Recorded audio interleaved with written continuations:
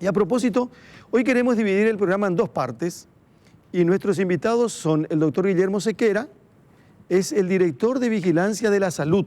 Ese es el título que tiene. Clave en esta época. Uno de los hombres más claves y más populares del Paraguay.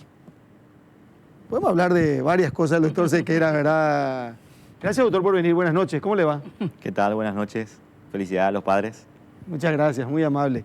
Y si hablamos de popular, hoy también viene un muy popular, hoy por hoy, ministro del Interior, Euclides Acevedo, un poco más tarde, para compartir con nosotros. No sé si estamos bien, pero muy mal no estamos como están otros países.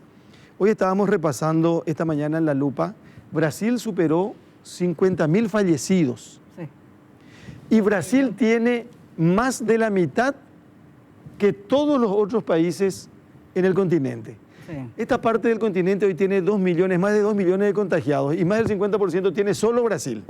Claro, sabemos de la cantidad de, creo que tiene 209 o 210 millones de habitantes, algo por el estilo, ¿verdad? Pero me sorprende y me sigue sorprendiendo Bolivia. Bolivia tiene 715 fallecidos, por lo menos tenía 715 fallecidos. Hoy la portada de un diario de Bolivia muestra el momento que le levantan a un señor de una plaza, a una persona, digo, de una plaza, y se comprueba que falleció por coronavirus. Argentina creo que está ahí cerca de los 1.000 fallecidos en las últimas horas. Pero para hablar con el doctor Sequera, para charlar con el doctor Sequera, queremos poner bajo la lupa este informe a continuación, por favor. El primer caso de COVID-19 se confirmó el 7 de marzo. El 10 de marzo, el gobierno decretó el aislamiento social obligatorio. Se prohibieron los actos públicos, se ordenó el cierre de escuelas y universidades, se cancelaron las ceremonias religiosas. Días después, se prohibieron los vuelos comerciales y las fronteras se cerraron. Desde la confirmación del caso 1 de COVID-19 en territorio nacional, llevamos 103 días de cuarentena. Se realizaron 56.992 pruebas para detectar COVID-19. 55.613 dieron negativo. 1.379 son los casos confirmados. 495 casos están activos. 8 están internados en sala y 1 en terapia intensiva. 871 son los recuperados y 13 fallecidos. Los departamentos que concentran el mayor número de casos confirmados son Caaguazú, Central, Alto Paraná, Asunción, Paraguarí, San Pedro e Itapúa. 40% de los casos positivos se encuentra fuera de albergues, el 60% en albergues. En nuestro país existen 54 albergues, 37 hoteles salud y 3 posadas salud. De los 1.379 casos confirmados, el 33% es de sexo femenino, el 67% de sexo masculino. Con relación a los casos confirmados por edad, de 0 a 9 años, el 5%, de 10 a 19 años, el 18%, de 20 a 29 años, el 40%, de 30 a 39 años, el 17%, de 40 a 49 años, el 9%, de 50 a 59 años, el 6%, de 60 a 69 años, el 3%, de 70 a 79 años, el 1%, y más de 80 años representa el 0%. Paraguay inició la tercera fase de la cuarentena inteligente, a excepción de los departamentos de Paraguarí y Concepción, que permanecen en fase 2, y la ciudad de San Roque González de Santa Cruz en el departamento de Paraguarí, que volvió a cuarentena total debido al aumento de casos que se registraron. En la última semana corrió la versión de la posibilidad de retroceder de fase en el departamento central, a causa de los casos registrados en la ciudad de Lambaré. Doctor Sequera, ¿este es el momento más difícil, más complicado? Es el momento más difícil en el sentido de que creemos que estamos bien, pero por la fragilidad que tiene el momento. Esa eterna incertidumbre que nos da el coronavirus, ¿verdad? De no entenderlo bien, de ver los modelos de los países que supuestamente les fue bien y al final terminan fracasando. Está pasando ahora con Israel, ¿verdad? Un modelo de cómo... y a los que les fue bien, realmente bien, son las islas. Nueva Zelanda, Tailandia, ¿verdad? Entonces, es un poco frustrante hacer pronósticos así, ¿verdad? Usted decía alguna vez, esta es una cuestión de... no se sabe lo que puede pasar mañana. Nadie tiene un manual, un libro de lo que puede ocurrir. Y eso complica más, supongo. Claro, como no tenemos evidencia de cómo es el comportamiento, muchos hablan de que no habrá la segunda ola, otros que sí, ¿verdad? Si ese tipo de cosas estamos dudando, ¿verdad? Y los científicos del mundo están discutiendo, es muy difícil planificar. Entonces hay que planificar siempre lo peor, ¿verdad? Cuando digo que probablemente este sea el momento más complicado es porque ya salió la mayor cantidad de gente hoy a la calle, Sí. ¿verdad? Sí. En esta etapa, en esta fase. Y va a salir un poco más en la próxima si seguimos avanzando. Pero la gente se portó, creo que en elevado porcentaje, muy bien, ¿verdad?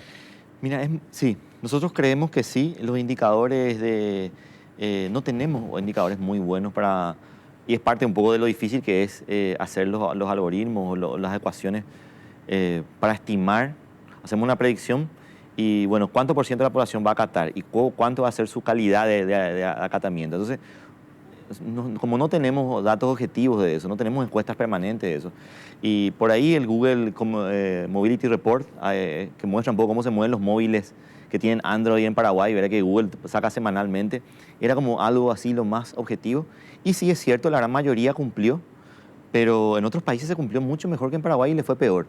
Entonces como que esas herramientas que tanto nos aportan, ¿verdad? Sí. Creemos nosotros del Ministerio de Salud que se acató bastante bien, por lo menos esos 2 primeros meses de cuarentena total fue absoluta. La Semana Santa se respetó, el CRIE le amenazó a todo el mundo, ¿verdad? Que nadie no viaje en la Semana Santa, y la verdad que se respetó y en muchos países, por ejemplo, en Chile vimos cómo la Semana Santa no se respetó y 2 semanas después de la Semana Santa Chile empezó a descomponerse todo, ¿verdad? Y ahora tiene un ministro de Salud renunciante y bueno, todo un desequilibrio sanitario en Chile, ¿verdad? Pero ya entrando en fase 1, fase 2, es mucho más complejo, es mucho más, cada fase tiene un riesgo más agregado, ¿verdad? Entonces estamos caminando sobre la delgada línea roja, ¿verdad? En el límite un poco y en lo frágil que es controlar esto, ¿verdad? Pero ¿qué es lo que si hay algo que le preocupa a Sequera hoy? ¿Qué es lo que le preocupa? Bueno, nos preocupa, me preocupa un poco viendo lo que le pasa a los otros países. Yo creo que dentro de todo estamos bien, el número de casos que tenemos es aceptable para el sistema de salud. Sabemos la capacidad del sistema de salud nuestro es muy precaria, ¿verdad? Aunque se haya aumentado, nosotros tenemos que haber quintuplicado nuestra capacidad, eso es imposible.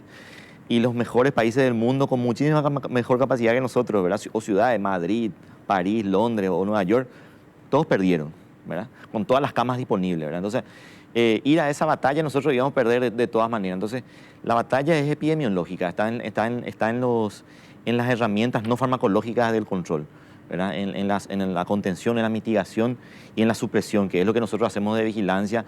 Esta zona avanza en fase 1, esta zona se queda en fase 2, acá cuarentena total, o ahora este grupo económicamente activo puede activarse. Todo eso desde el punto de vista epidemiológico parece tan sofisticado, tiene tan poca evidencia que lo avala, y cuando vemos el resto del mundo lo que hizo y vemos que están fracasando, eso es lo que me preocupa. Ahora, yo sé que tienen varias preguntas para el doctor, pero quiero ir a esto nada más. Daba la impresión de que estábamos un poco tranquilos cuando se decían que los contagios eran de albergues. Sí. Sin embargo, ahora salimos de eso. Totalmente. Eso también puede ser una preocupación, porque no solamente que se dan fuera de los albergues, sino que a veces no se sabe el nexo, o muchas Así veces. mismo. Mira, la fase 1 se caracterizó por, inclusive tuvo más casos que la fase 2. Tuvimos más casos confirmados, casi 600. En la fase 2 tuvimos alrededor de 400. O sea, el número absoluto es menor, pero en la fase 1, el 90 y pico, no, casi 95% de los casos estaban todos concentrados en albergue. En la fase 2, con menos casos, tenemos ya solamente 35% formaban parte de albergue. De esos 400, 70, 65% eran ya en la comunidad, entre sin nexo y sus contactos, todos ya en la comunidad. Y la fase 3, por lo menos esta primera semana que pasó, mostró el mismo patrón. Hoy no tuvimos ni un caso en albergue. Hoy no tuvimos ni un caso en albergue confirmado. ¿Sí? Entonces, el virus está circulando en la comunidad, está circulando de una manera aceptable, ¿verdad? Yo creo hoy lo que pasó con el caso de Lambaré fue muy simbólico, ¿verdad? Hay una columna de Luis Vareiro muy interesante que sacó hoy, y muy simbólico en el sentido de esos son los casos que van a ir ocurriendo en la comunidad. Tenemos que acostumbrarnos a que vamos a tener casos en nuestro barrio Que vamos Claro, a tener cuando usted casos en dice nuestra cuando uno familia, se cuida, cuando uno y le cuida a los demás pero no va también. a ser un brotazo, ¿verdad? Como fue el caso en San Roque. En San Roque tenemos una persona que no se cuidó, pero también una comunidad que no se cuidó. Entonces, con una persona, nosotros en 2 días tuvimos 60 casos relacionados a un brote. Por eso tuvimos que ser un poco exagerados en la respuesta ahí. Y hay un caso también de un centro comercial, donde una persona da positivo, pero él no le contagia a sus compañeros de trabajo ni a la gente que estaba en ese centro comercial, porque yo supongo porque ahí se cuidó, ahí se protegió y le protegió a los demás, pero fue y le contagió a los de su casa. Así es. ¿Verdad? Así es. Y el caso de Lambaré, el que falleció, es la misma historia. Todo su entorno laboral y sus clientes, que fueron muchísimos, ¿verdad? Por eso fue un susto también para nosotros. El árbol de contacto de él llamaba la atención y si se daba un 20% de positivo de esos casos, era muchísimo ya. Y en realidad los que cayeron fueron los que vivían con él, su familia, en su casa. Porque a lo mejor hay mucha confianza y uno, no sé, se relaja, o porque Duerme cree con que... su señora, toma el tereré, Claro, con tu núcleo pues está permitido eso. Claro. Bueno, yo sé que Andrés y Alfredo quieren preguntar por la señora, siempre va a tener el privilegio. Es la dama del programa, así que Estela, por favor. Además, son todo lo que anotó ya. A las 7 de la tarde. Hace solo el programa ella, ¿verdad? A ver, Estela. No, doctor, usted siempre dice que el trabajo del epidemiólogo es alertar sobre lo peor que puede venir, pero a diferencia del meteorólogo, que no acierte es el éxito. Así Porque el meteorólogo cuando dice va a haber una tormenta, bueno, si viene todo el mundo le aplaude, pero si usted alerta y no viene, la gente dice, qué alarmista el doctor, que es un poco lo que se viene escuchando en las redes sociales, que lo acusan a usted de ser exageradamente alarmista y ¿por qué vaticina algo que no va a pasar? A mí me gustaría que usted vuelva a reiterar, porque justamente se dio en estos casos de San Roque González o Lambaré. El Ministerio de Salud salió y dijo probablemente tenga que volver no solamente Lambaré a la cuarentena total, sino que toda la ciudad del área metropolitana, incluida Asunción. ¿Usted puede volver a explicar, y yo creo que se generó mucha contradicción con aquella famosa frase que usted dijo, hay que salir a contagiarse.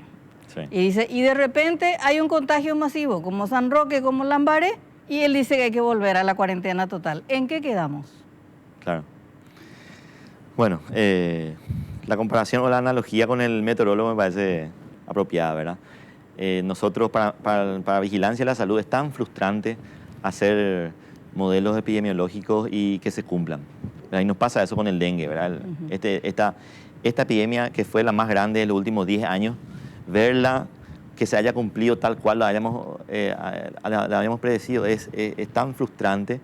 El pico, el tamaño que iba a tener, cuándo iba a ser, todo ocurrió. Y eso significa o que lo que hacemos no es suficiente o lo estamos haciendo mal, ¿verdad? Tenemos que revisar desde el punto de vista del control, ¿verdad?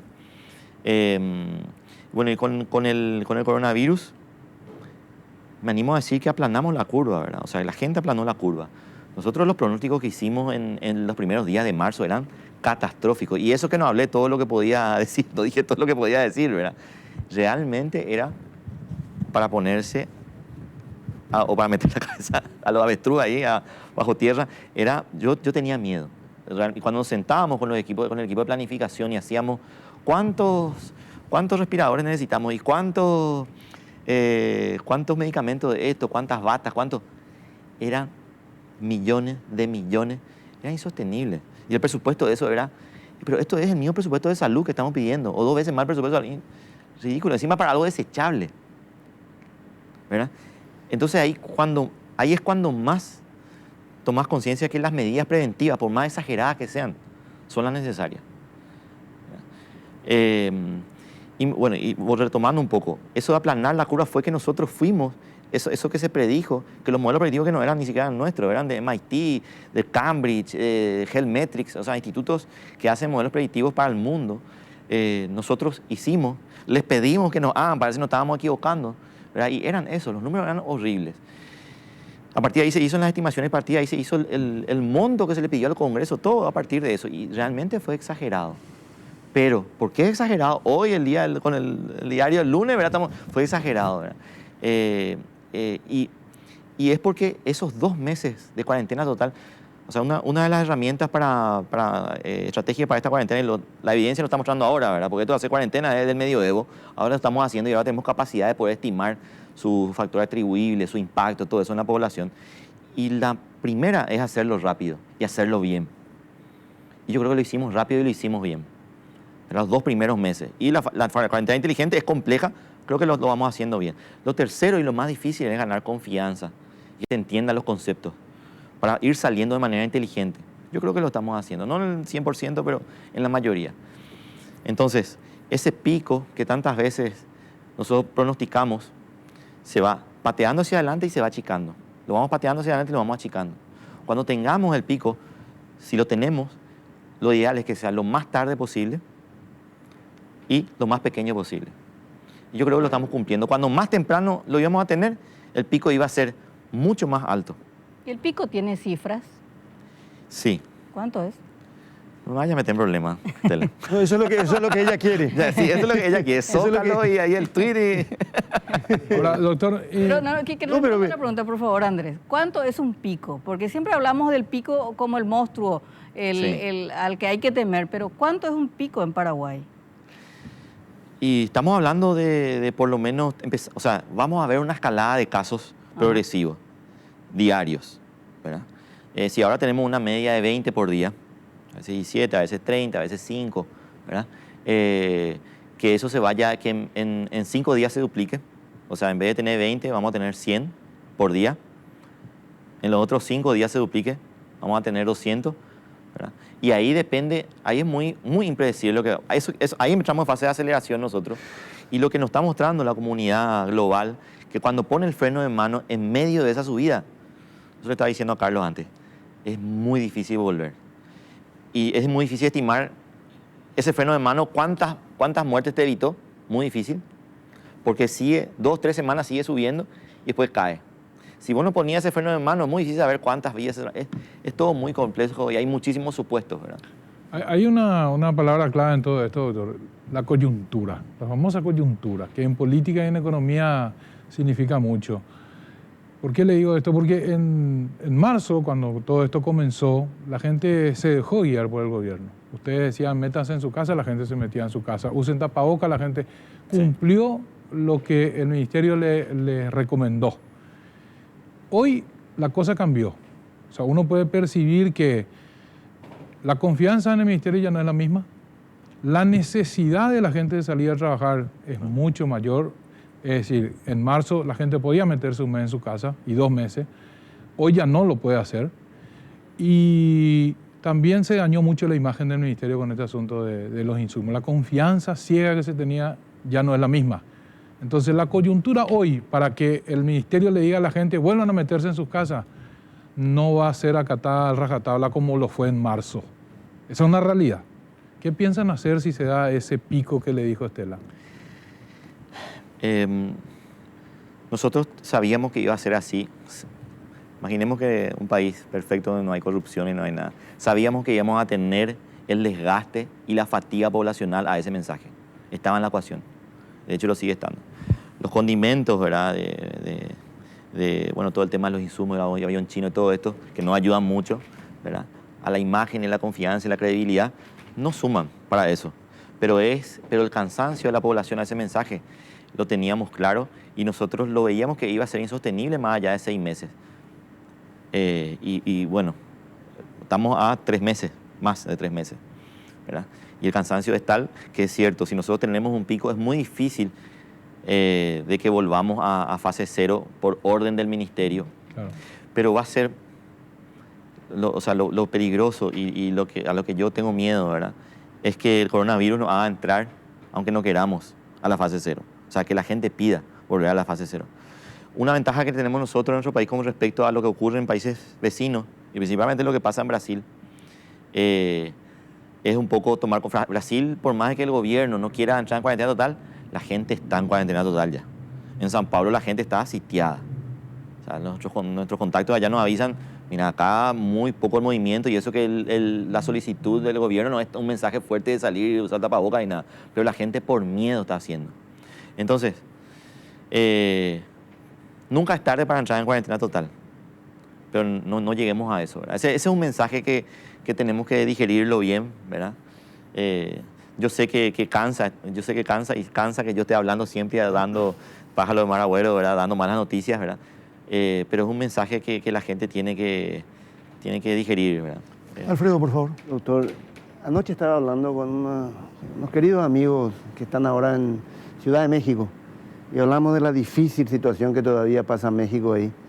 Y me comentaba, hay algo que no entiendo, Alfredo, me decía, 5.000 casos de muertes en Chile, 700 en Bolivia. ¿Qué tienen Chile y Bolivia de tan distinto con el Paraguay? Y acá leo 13 muertos en Paraguay, no puede ser, debe ser un error. Bueno, la pregunta va sobre esa rareza, esa bendecida rareza de las cifras epidemiológicas del Paraguay. Y tiene que ver con una población de la que hasta ahora no se habló, quizá un poco marginal, pero en la que también somos una excepción. La población penitenciaria. Somos prácticamente el único país.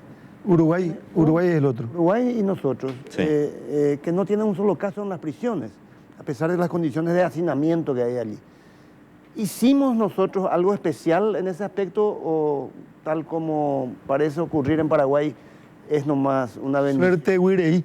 Suerte, Wirey.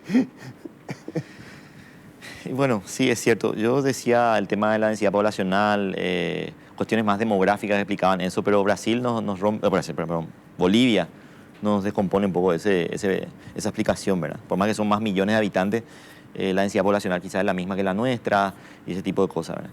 Con respecto a las prisiones, así puntualmente, sí hay un protocolo de las prisiones, fue una de las instituciones que más rápido tomó la medida de no recibir visitas y todo el tema para entrar ahí, todas las cuestiones higiénicas, ¿verdad? De hecho, hay un protocolo dentro de un convenio del Ministerio de Salud con Sanidad Penitenciaria donde los nuevos presos, los nuevos presidiarios, ¿verdad? Personas privadas de libertad, tienen que tener un test de COVID negativo para entrar, hacen cuarentena en las comisarías de 2 semanas, hacen el test y luego pasan, ¿verdad? O sea, hay un control. Igual es muy difícil, hay mucha gente. En las prisiones hay también un ritmo de visitas. Al principio tuvieron casi 2 meses y medio sin visitas hasta que protestaron, ¿verdad? Y se hizo un plan de visitas escalonado. Si antes recibían 3 días de visita a la semana, ahora, por turno, y hay grupos que reciben los lunes, un grupo que recibe los martes. Bueno, te puede explicar mejor la sanidad, la Dirección de Sanidad Penitenciaria, pero pasa por ahí un poco. Hay un protocolo para la sanidad penitenciaria. Bueno, me permiten, quiero hacer una pausa. Quiero que sigan con nosotros porque va a continuar unos minutos más, por favor, el doctor Guillermo Sequera. Ya está el doctor Euclides Acevedo, ministro del Interior. Doctor Euclides Acevedo, ministro del Interior, ¿cómo le va? Gracias por venir, buenas noches. ¿Qué tal? Buenas noches, Carlos. Hola, mi doctor. ¿Qué tal, Hola. doctor? ¿Cómo estás? Doctor. Inefable Andrés Riquelme. Muy bien, doctor, muy bien. Muy bien. Doctor, ¿Qué tal, Guille? ¿Cómo ¿Qué tal, estás? ministro? ¿qué ¿Cómo está? opinión le merece el doctor Sequera? A mí me enseñaron a apostar por la ciencia y él es un ícono de la juventud científica. Yo le quiero porque le admiro. Le admiro profundamente, no solamente porque es un científico incontestable, sino porque tiene un sentido de solidaridad y es abnegado en su trabajo. ¿Cuál es la ñan de su Juana? Ya llegó Bellamínense. Se merece. Pero- Es importante en un país donde el agravio, la intolerancia, el menoscabo, la adjetivación pelotuda es mayoría absoluta. Creo que este es el momento en que tenemos que rescatar a las joyas nacionales y eso no es profanar su pudor, ni muchísimo menos, pero es importante decir a la ciudadanía,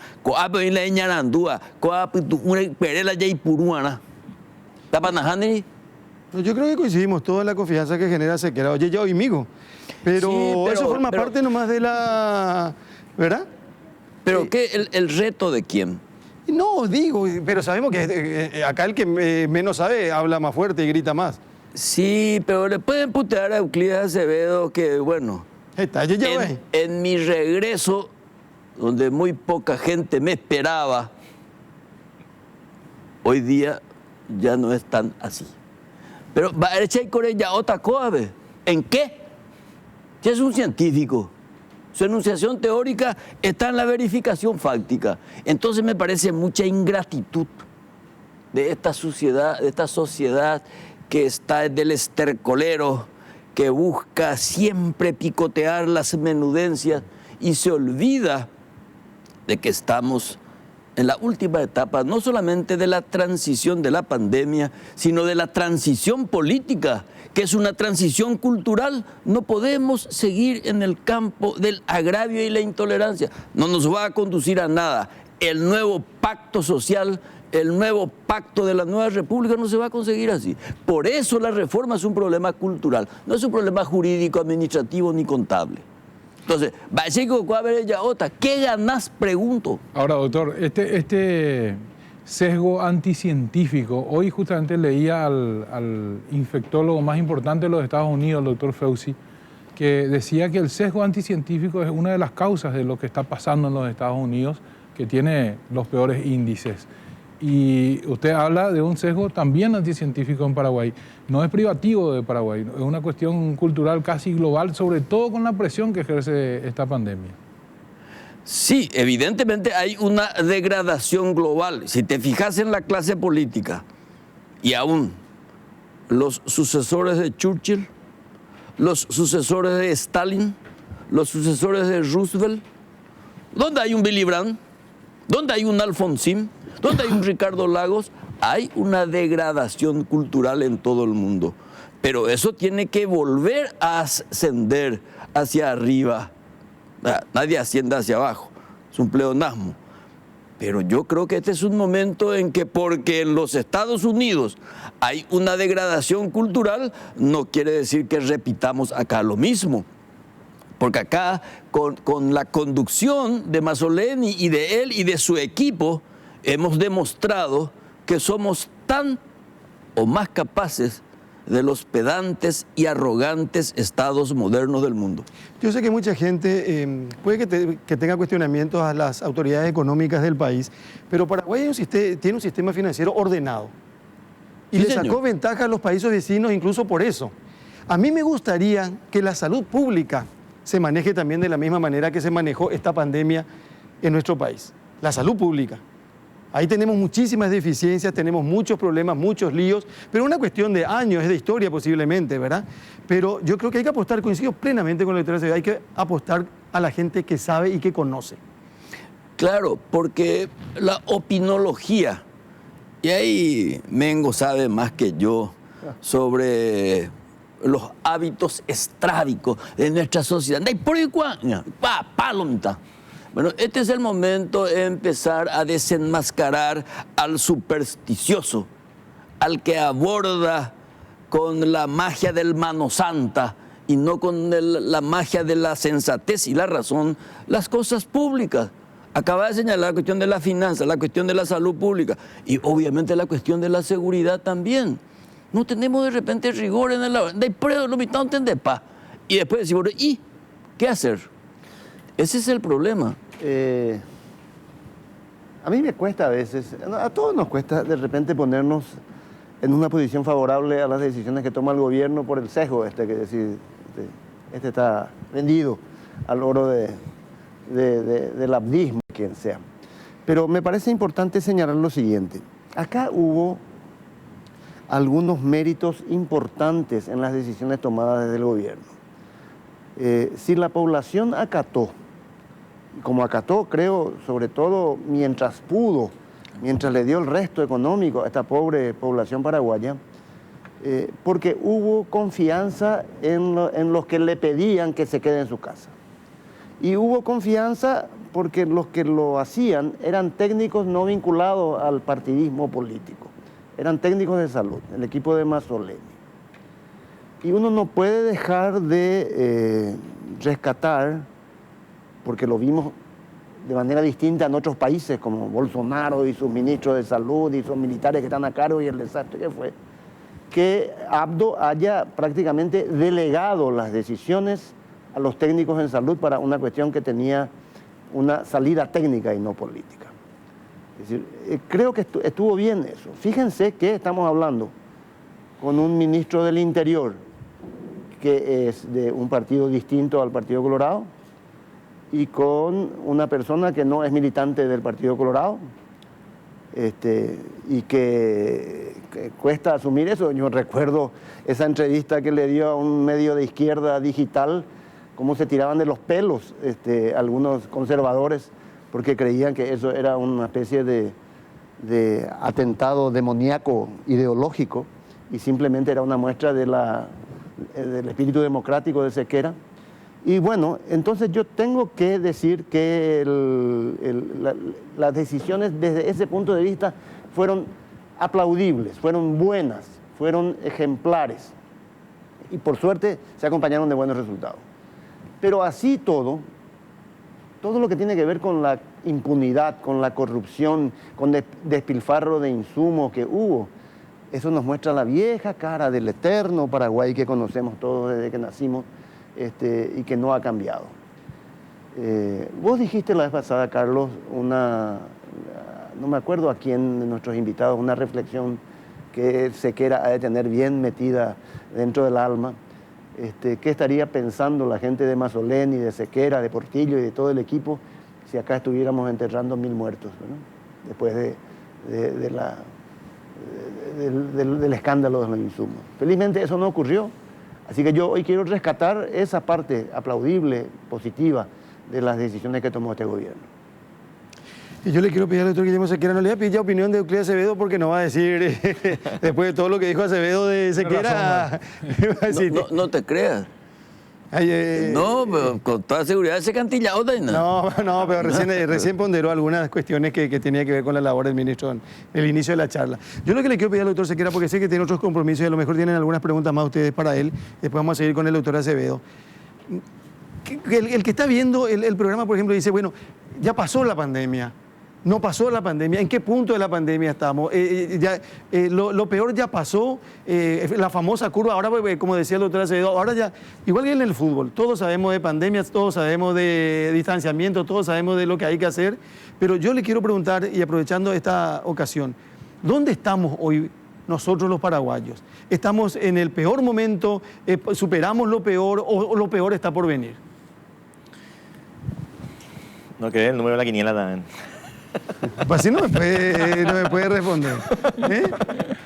Pero- A lo mejor el número de la quiniela es más fácil que todo lo otro, ¿verdad? Pero sí, no, dentro de todos los números que tenemos son aceptables para el sistema de salud. O sea, hablar de lo aceptable en términos de enfermedad, que al final es número de casos que tenemos, que al final determina cuánto vamos a tener internado y cuánto van a morir. Al final estamos hablando de cuántas muertes lo que son aceptables, ¿verdad?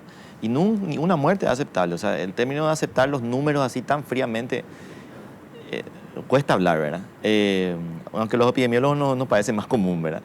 El número que tenemos en el día a día, y luego cuando hacemos vemos semana por semana, es aceptable para el sistema de salud. De hecho, hoy día tenemos un excedente de camas disponibles, tanto en terapia intensiva y en camas comunes.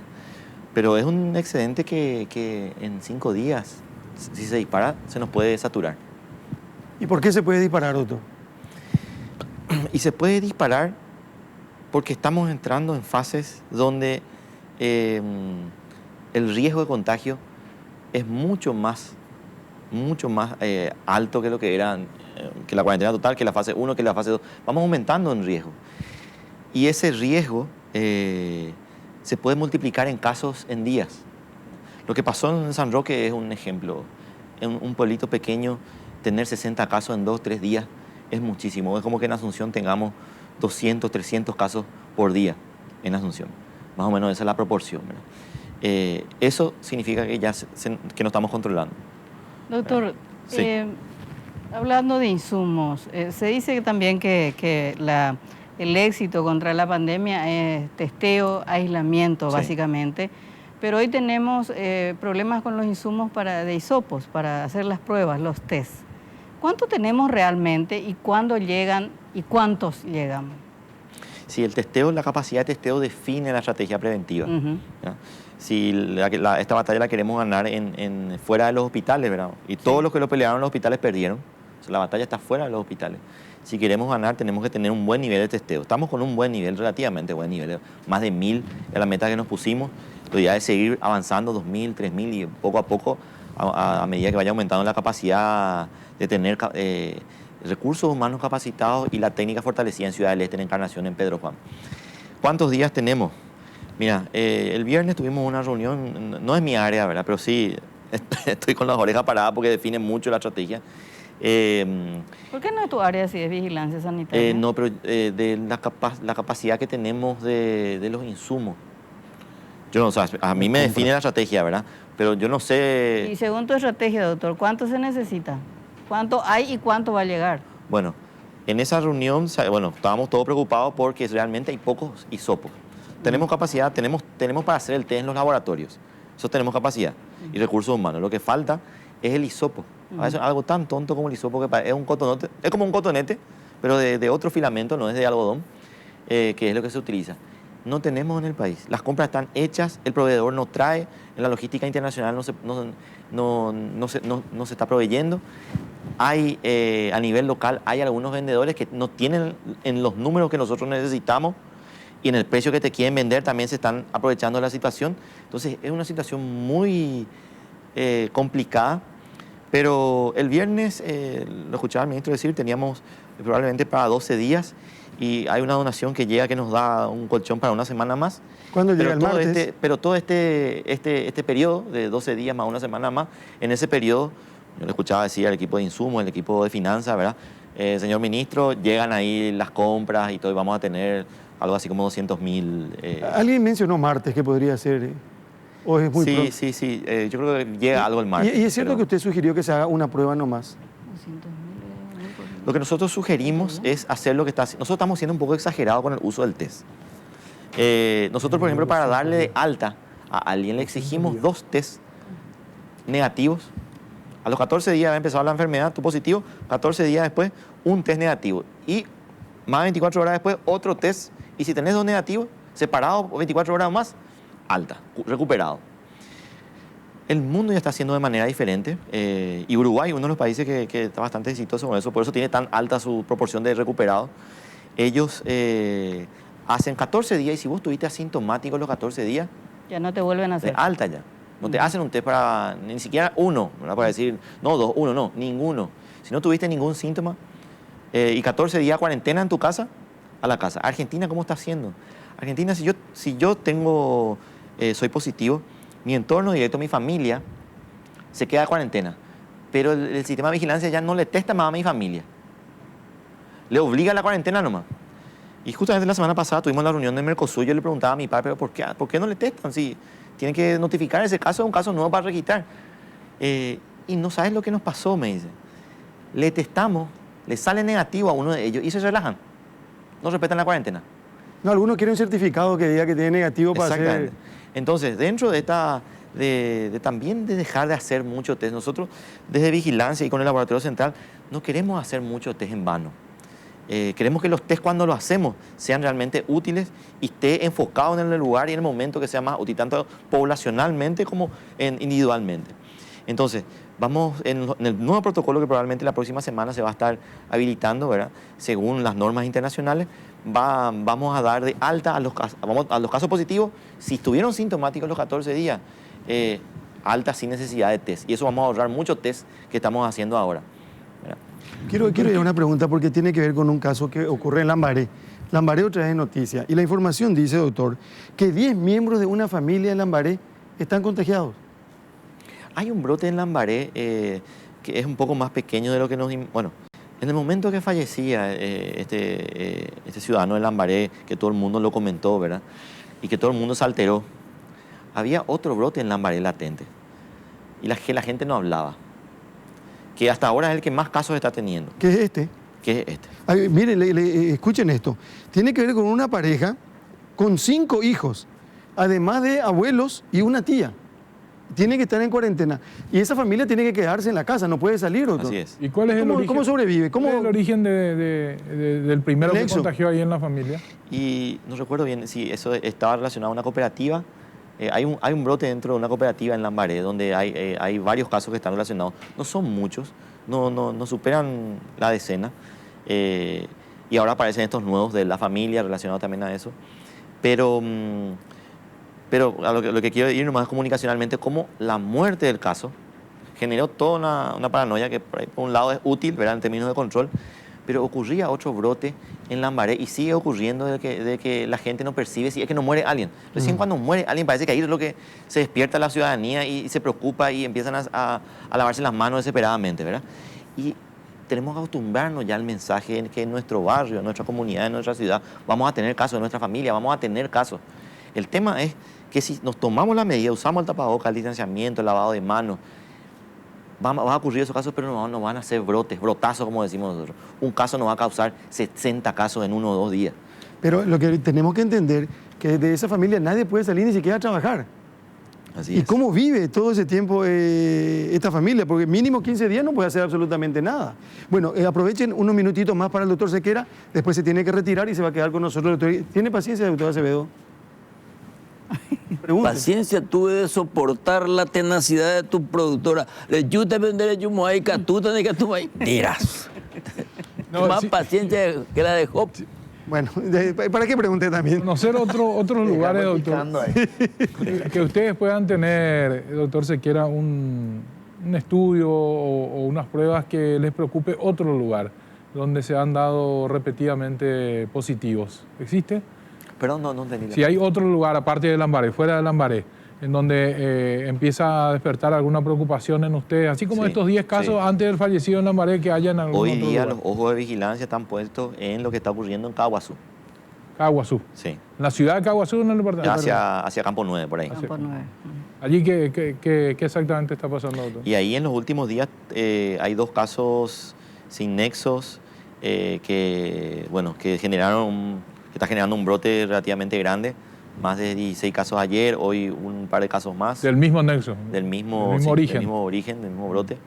El árbol de contacto es bastante grande. Hay un equipo de vigilancia de nivel central que fue allá para apoyar el equipo de vigilancia regional. Entonces, cada región tiene una unidad epidemiológica regional que trata de dar respuesta rápida. Y cuando se sobrepasa la capacidad de investigación y de levantar la información y de toma de test, enviamos un equipo de apoyo y hoy están ya allá. Doctor, un poco quiero hablar de futuro y no hay cura hasta que no haya vacuna. Así es. Así es. Mira, voy a hablar un poco de todo lo que pude leer y de quiénes confío más, quiénes confío menos. Mi percepción es de que este va a ser un virus que va a ser un virus estacional, va a ser un virus más que va a circular en todo el mundo, en cada estación de invierno. Vamos a tener casos en verano también, pero menos. Pero en los inviernos va a ser el periodo del año donde más casos vamos a tener. En el mejor de los casos, vamos a tener una vacuna a finales de 2021. El mejor de los casos. O sea que nos va a servir a nosotros para el invierno del 2022 recién. Eso es importante, sí, porque hay gente como que hay demasiada expectativa, ansiedad por la vacuna. Y lo más probable es que la vacuna no sea tan buena. Ahí entró mi última... Bueno, pero algo más porque Sí. Cuando yo era joven, el cargo de epidemiólogo del Ministerio de Salud Pública era un cargo burocrático y aburridísimo. Era un cargo para jubilarte ahí sin hacer gran cosa, hasta que apareció el dengue. Con el dengue tuvieron algún protagonismo y cierta exposición mediática, digamos, porque la gente anda preocupada por los datos, las cifras. Incluso, no voy a decir el nombre, por supuesto, pero hubo un médico que ocupó un cargo, no sé si el mismo tuyo o parecido, que una vez fue abucheado en una reunión porque dijo, sí, yo fui 2 años, estuve a cargo de epidemiología del ministerio, pero lamentablemente no hubo epidemia de dengue en esos años y nadie se acuerda. Casi los matan, ¿verdad? Bueno, ¿cómo manejas y cómo manejan esta enorme exposición mediática que debe influir sobre el día a día emocional de quien está jugando con cosas tan delicadas como esto de manejar cifras de muertos, de internaciones, de terapia y demás? Sí, mira, yo desde que asumí el cargo ya había visto lo que es la exposición en tiempos de pandemia, ¿verdad? Y de epidemia más que nada, de los que fueron directores. Pero tuve y tengo todavía una fuerza, o sea, tengo las ganas de hablarles mucho de las epidemias ocultas que ocurren en el Paraguay. O sea, acá hay epidemias mediáticas y epidemias que no se hablan. Y eso le dije bien a Mazzoleni, y bueno, y él como buen reumatólogo me dijo, bueno, háblame de las enfermedades reumatológicas, qué epidemia hay, ¿verdad? Pero sí hablar, hay un montón de epidemias que están ocurriendo en el Paraguay que van más allá de los bichos, ¿verdad? Las enfermedades crónicas, las cuestiones conductuales, la obesidad, el sedentarismo, pasan mucho. La dirección de vigilancia es muy compleja, tiene su lado más de exposición mediática, que son el dengue, y ahora tenemos las pandemias, ¿verdad? Pero hay otras epidemias silenciosas, ¿verdad? La epidemia del tabaco, ¿verdad? Que a mí me tocó estudiarla mucho, ¿verdad? En el Paraguay, ¿verdad? Y ponerle los muertos, ponerle su costo. Todo eso también es vigilancia epidemiológica. Y realmente, ¿qué es lo que mata a los paraguayos? ¿Qué es lo que más enferma a los paraguayos? Y esos números son números muy útiles para la decisión y la priorización de los problemas de salud y las decisiones de políticas públicas. ¿Y qué más mata? Voy a ir por lo fácil. Si ordenás la primera causa de muerte, obviamente las cardiovasculares, cáncer, pero si desde el punto de vista de salud pública hay que ver qué es lo que mata a la gente joven, o por lo menos pongamos un punto de corte la esperanza de vida del paraguayo, 73 años. 73 años para abajo, ¿cuál es la principal causa de muerte? Esa es la pregunta correcta. Esas son las vidas que tenemos que evitar. No es lo mismo tener un infarto a los 100 años, ¿verdad? En la cama, tranquilo, ¿verdad? Y esa causa de muerte va notificada como cardiovascular, ¿verdad? Entonces siempre son mayoritarias. La primera causa de muerte antes de los 70 años, cáncer. Estamos igual que los países del primer mundo, ¿verdad? Y eso está muy relacionado al estilo de vida que tenemos, qué comemos, qué hacemos. La segunda causa están ya las enfermedades cardiovasculares.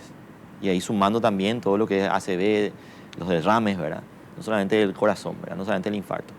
Pelean por el tercer lugar la diabetes con las enfermedades respiratorias crónicas. Y en quinto lugar entran todo lo que es causas externas, principalmente los accidentes de tránsito.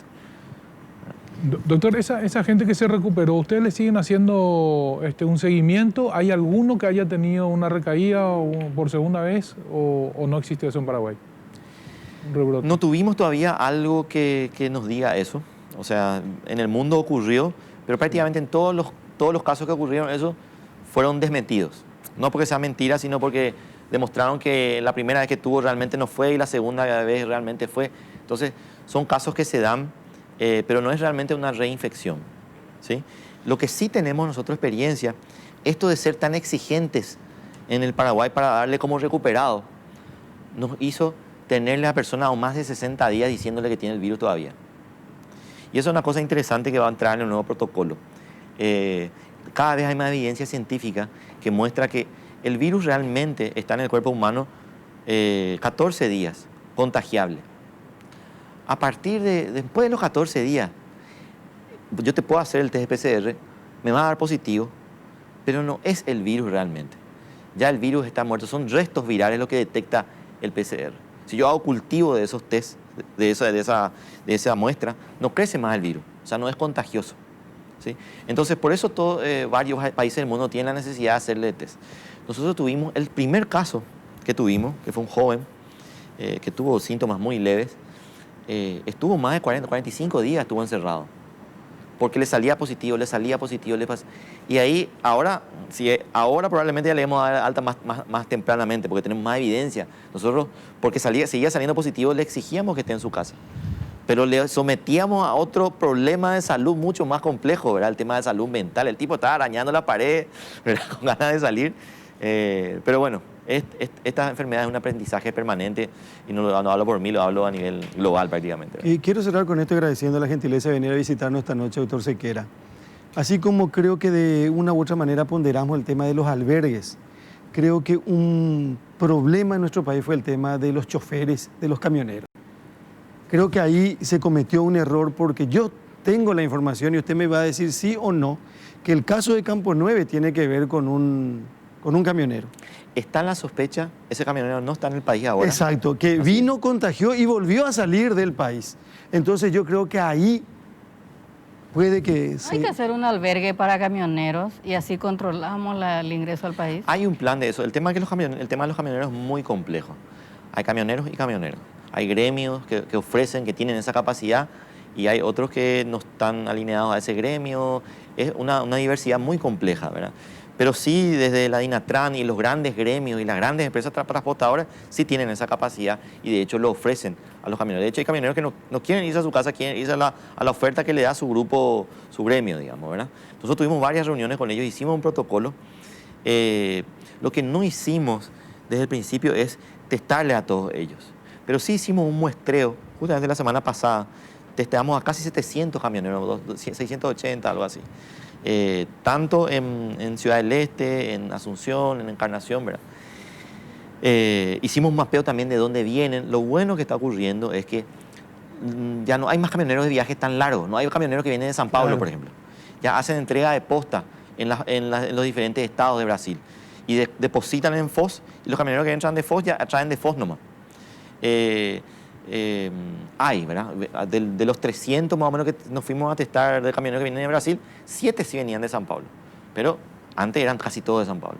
En Chile pasa lo mismo. En Chile, al pasar toda la Argentina, cada provincia le exige también el test. O sea, nosotros de alguna manera nos están protegiendo, ¿verdad? De esas muestras que hicimos, de más de 600 casos, encontramos un positivo, ¿verdad? Que le mandamos en cuarentena. O sea, en el mes pasado entraron 7.000 camioneros al Paraguay.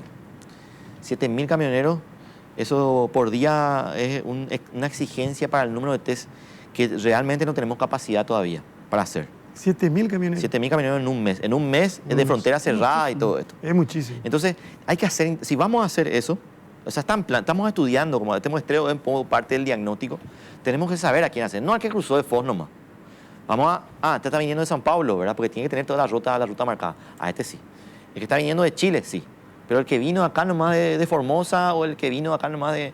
O sea, depende, hay que hacer una priorización porque va a ser un poco en un esfuerzo en exceso que todavía no tenemos la capacidad, ¿verdad? Y por último, y después el ministro del Interior se va a encargar de reconfirmar esto.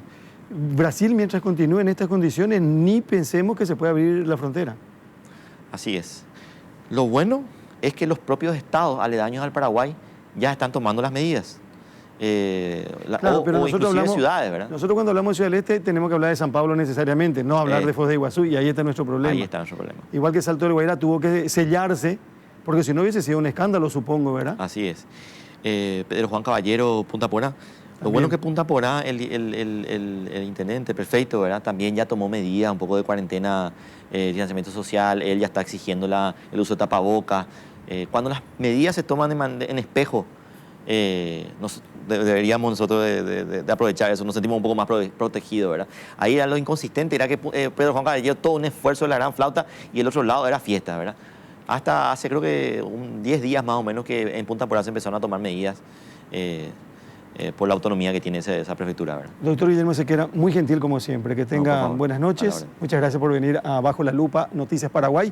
En un ratito continuamos nosotros con el ministro del Interior, está callado, atento, y bueno, los 30 próximos minutos los vamos a dedicar a él, y hay varias preguntas para conversar y para plantear, digo bien, y para charlarlo con el ministro del Interior, el señor Acevedo. Bueno, apunten y disparen al ministro del Interior, Euclides Acevedo. No vine para hacer un stand de tiro. No, pero por favor, ministro. No sé. Conociéndote. Digamos, ¿no se siente un poco como Gaspar Rodríguez de Francia?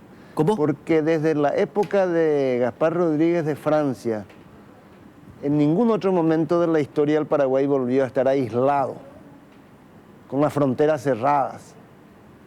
¿No le da alguna sensación así histórica de estar en el papel del dictador? No, para nada.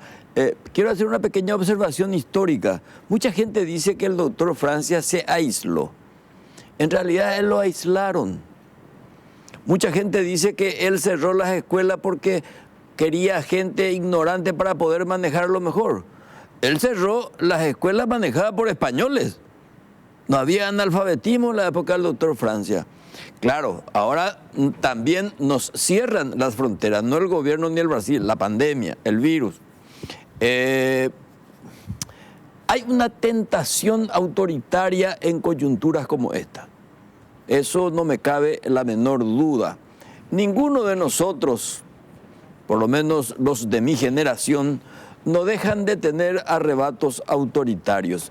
Yo voy a ser muy hipócrita con ustedes si de repente yo no tengo la tentación de ser autoritario. Y la coyuntura estimula eso. Y eso es peligroso. Es peligroso porque cuando el ciudadano regala su libertad al Estado, él no puede tener como respuesta el abuso. Y hay raptos de abuso, de excesos. Y eso forma parte de nuestra cultura, que es lo que una vez discutíamos largamente por radio con Estela Ruiz Díaz, sobre la necesidad de plantearnos la reforma del Estado como reforma cultural. Y dentro de eso está la cultura autoritaria que viene como consecuencia del pensamiento único impuesto. Por eso el debate se esteriliza, porque hay imprecisión conceptual, porque dice, no, pea peixana. Bueno, entonces un poco el cierre de frontera que se repite, las causas son externas, pero la manera en que se lo administra es completamente diferente. Nunca en el país a las autoridades se le critica con tanta ligereza, liviandad y libertad como aquí. Andaba vos en la época de Montanaro decir lo que dicen de mí. De mí dicen de todo. Yo tengo ganas de agarrarle el cogote a alguno. Anda y catui. No debo, no puedo, aunque quisiera, porque algunos se merecen realmente agarrarle el cogote. Ministro, impensable abrir fronteras. De momento no, mi querido. Visto ahora que inclusive el gobierno central del Brasil amplía por 15 días más sus fronteras aeroportuarias. Ustedes saben que había una conexión directa a San Pablo-Frankfurt durante toda la cuarentena. Y ahora yo creo que van a cerrar hasta por 15 días. No hay caso, imposible. Y repito, no es voluntad ni del gobierno brasilero ni paraguayo, es la circunstancia sanitaria. Porque ¿qué va a pasar cuando se cierra? Yo estuve como 3 veces en Pedro Juan Caballero. Hablé con las autoridades sanitarias y políticas y militares de Punta Poná, y al comienzo no era el espejo. Ahora estamos iguales, por eso que en Pedro Juan va a ser más fácil el delivery comercial que, por ejemplo, en Foz de Iguazú. Una cuestión, porque tengo que hacer otro corte y después preguntan los compañeros. Acá me están escribiendo desde Fuerte Olimpo, ministro. Sí. Y dice, farra total, ave. ¿Qué se puede hacer? Da la impresión de que no hay autoridades en Fuerte Olimpo. Y van a decir, bueno, por Fuerte Olimpo, qué cantidad de gente. Pero es la gente que también está... No solamente en Fuerte Olimpo, en todo el Alto Paraguay. En mi pueblo, en Puerto Casado, hay una frecuente disputa entre los ciudadanos y las autoridades policiales. La fiscalía, en estos casos particulares, no están ausentes. Y hay mucho autoritarismo. O sea, muchos de nuestros policías son echados a patadas en la celebración de un cumpleaños. Eso pasó en Puerto Casado, pasó en Bahía Negra. Y en Olimpo, por lo que está viendo, parece que es una repitencia. No hay personal. Casado tiene 7.000 ciudadanos. Mira, estamos en plena cuarentena. Fíjese, esta es una imagen de ahora. ¿De dónde es? Esto es Ciudad del Este, de las últimas horas. Esto no se puede hacer, ministro. No se puede. Y acontece que de repente vos te vas y querés intervenir y estás en la categoría de embore. Y no es ese el problema. Estamos obligados no para reprimir eso, es para proteger al resto. Mire la plaza de Nareguá, por ejemplo. También, hoy. Nareguá hace por lo menos 2 meses que hay líos sobre polución sonora. Yo me paso recibiendo distintas denuncias y yo a veces digo, me enaché la tera. ¿Entendés? Y a veces queremos trasladar comisarios, pero el comisario dice, prácticamente el diputado, el gobernador me va a cambiar cuando quiere, porque vamos a dejar más la policía. En Petro Chaco estamos en los 7 minutos del programa, independientemente del debate que están teniendo. Por favor. Doctor Euclides Acevedo, siempre fuiste un dirigente de la oposición, víctima de la dictadura, senador, diputado, embajador, ministro de Industria del Gobierno de Unidad Nacional. Y bueno, hoy estás como ministro del Interior.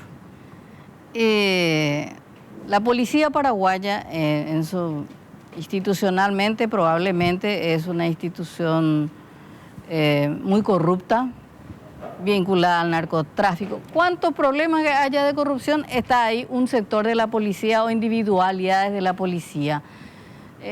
No te quiero preguntar qué vas a hacer en términos de...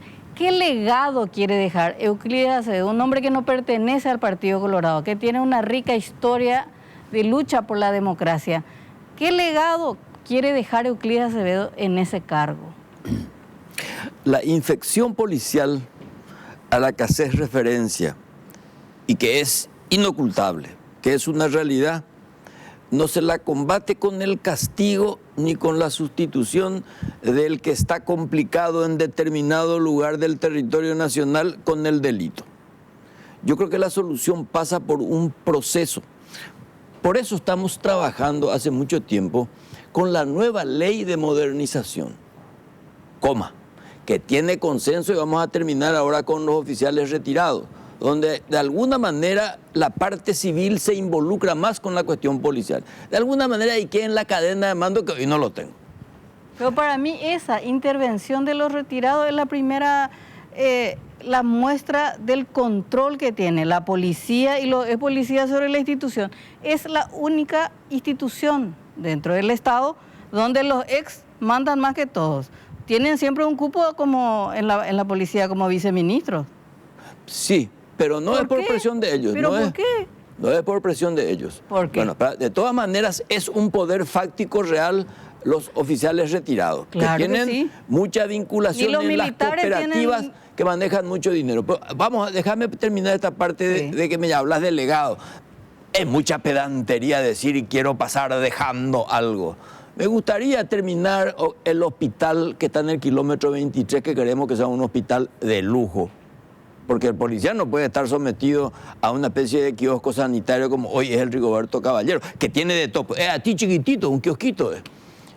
Lo otro, cambiar la malla curricular del cadete. Porque es allí donde se forma, donde tiene que tener capacidad de contención de sus emociones, donde tiene que tener un conocimiento claro del Código Penal, de las instituciones republicanas, manejo de psicología de masa, manejo de las armas automáticas con precisión y profesionalismo, cambiar la malla curricular. ¿Cómo yo me noto eso?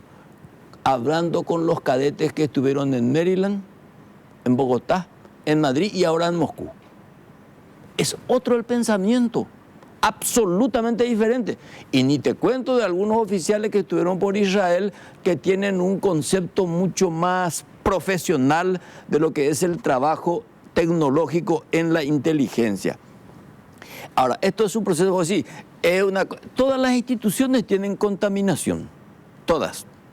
Ahora, me llama la atención que dentro de ese marco de contagio delictual que hay gente que a pesar de eso es incorruptible y es competente. Estábamos hablando con Carlos sobre lo que es un comisario general que no quiero para no herir su pudor ni desatar envidias homicidas.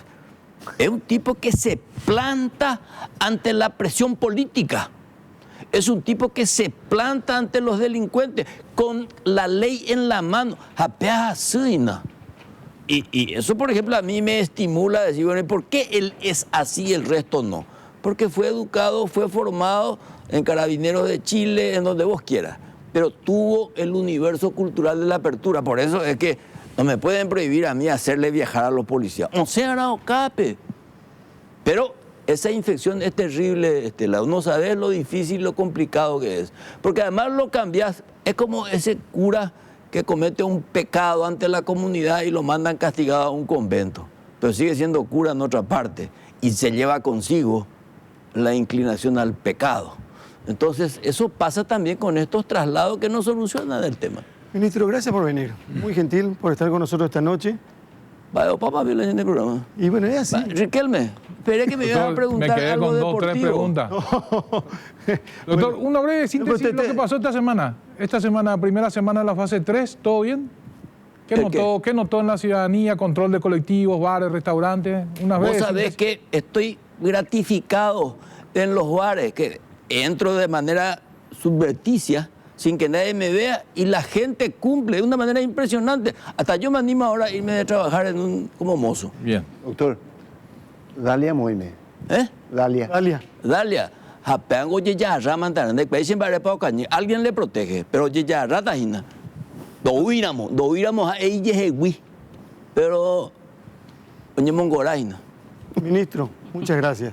Significa mucho ese Ñemongolay. Sí, sí. Gracias, ministro. Muy amable, muchísimas gracias. De la Sobera, Grupo de la Sobera, muchísimas gracias por acompañarnos. Un Renault ideal para salir del programa y recorrer la ciudad de Asunción dentro de lo que se puede hacer en pandemia también. A la gente de Frigoríficos Guaraní también muchísimas gracias y por supuesto a cada uno de ustedes muchísimas gracias por estar siempre en esto que llamamos Bajo la Lupa. Nosotros con Estela mañana y con Andrés tempranito hacemos La Lupa Radio en Monumental también.